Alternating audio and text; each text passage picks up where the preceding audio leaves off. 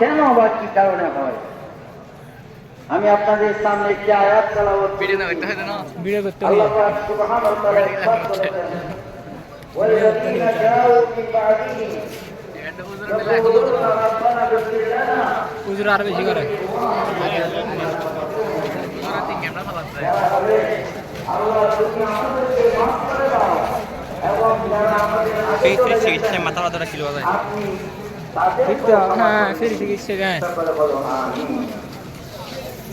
ঈমানের এই নিয়ামত নিয়ে আমরা যারা এখানে হাজির হতে পেরেছি, শুধু আউলিয়া কেরামের জন্য নয়, আমাদের নিজেদের আব্বা যান, আম্মা যান, দাদা দাদি, নানা নানি, শাশুড় শাশুড়ি, আমাদের আত্মীয় স্বজন, রাসূল পাক সাল্লাল্লাহু আলাইহি ওয়াসাল্লামের নিকট একজন টিকটকার কি অবস্থা?